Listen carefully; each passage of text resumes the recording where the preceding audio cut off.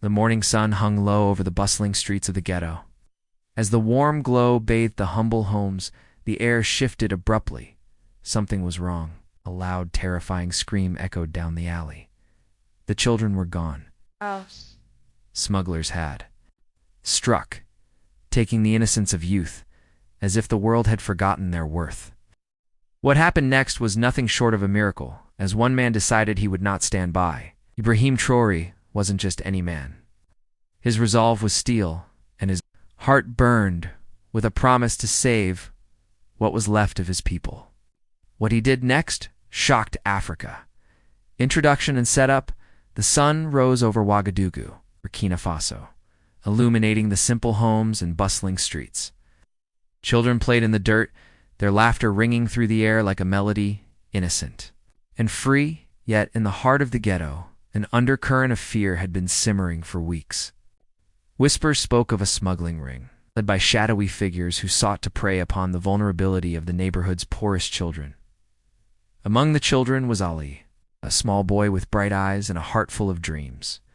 His mother, Amina, worked tirelessly, cleaning the streets in hopes of giving her son a future. But today, her world would shatter. It was a morning like any other when the darkness arrived. The sound of van doors slamming, the cold metallic scrape of chains, and then the screams. Ali and several others were taken before they had a chance to call for help.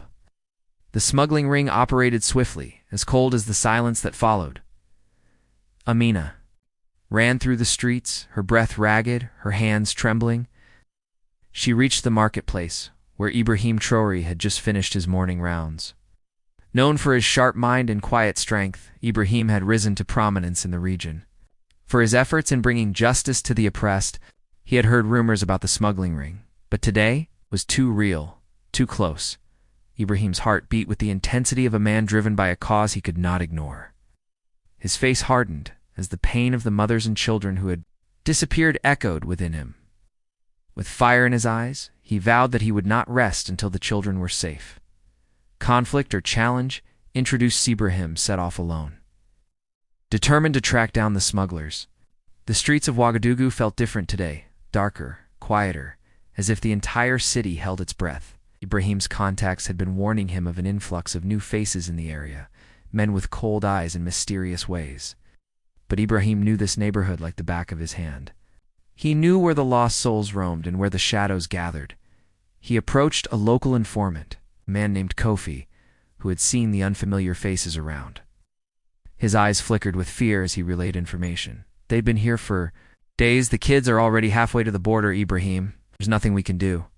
But Ibrahim shook his head. Kofi, we have to try. Every child in this neighborhood is my responsibility.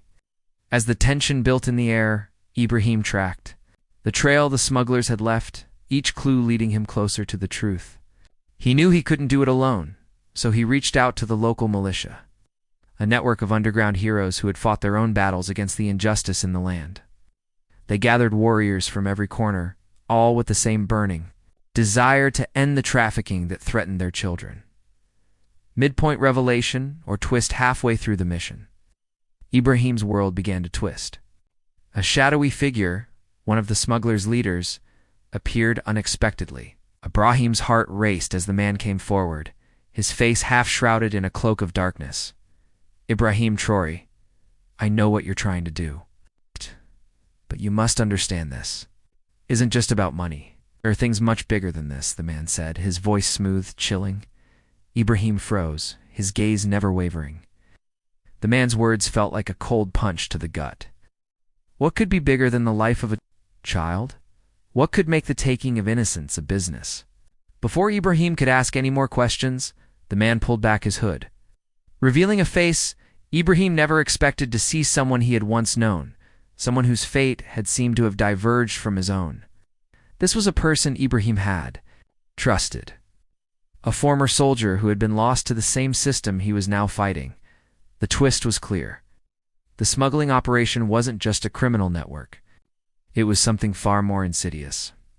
A scheme orchestrated by those in positions of power, men who had once shared Ibrahim's dreams, only to be corrupted by greed and hunger for control. Climax emotional breakthrough. Ibrahim felt a storm rage within him. The past few days had torn him apart. He was a man divided, torn between the man he once was and the man he had become. But as he stood face to face with his former comrade, something shifted within him. The past was gone. This moment, this battle, was everything. With quiet resolve, Ibrahim said, "You are not the man I once knew. But I won't let you take any more children. This ends today." A fight ensued, an explosion of adrenaline and emotion as both men fought, not just for their lives, but for the soul of the land they once called home. The sounds of clashing fists echoed through the alley as Ibrahim faced the man who had once stood by his side. The clash was brutal, a test of strength, resolve, and will.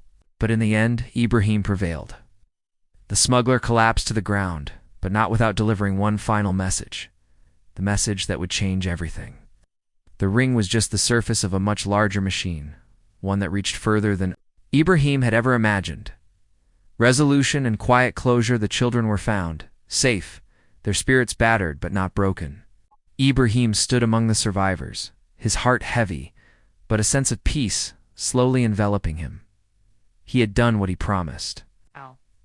The fight was not over, but for today, a victory had been won. The neighborhood began to heal as Ibrahim and his allies took their battle to higher levels, bringing the fight to the authorities who had once turned a blind eye. Slowly but surely, the wheels of justice turned as Ibrahim watched the children reunite with their families. Saw Amina, Ali's mother, tears in her eyes. Her son was safe, and with his return came hope. A hope that one day the entire land could be free of such horrors. In a quiet moment, as the sun dipped low in the sky, Ibrahim walked down the same streets where the children once played. The laughter that had been silenced by fear was now reborn, echoing like music through the alleys. The ghetto wasn't just surviving any, what was thriving? Final call to action. If this story touched your heart, consider subscribing for more inspiring tales of hope, healing, and unexpected kindness. Hit the like button and share this with someone who needs it today.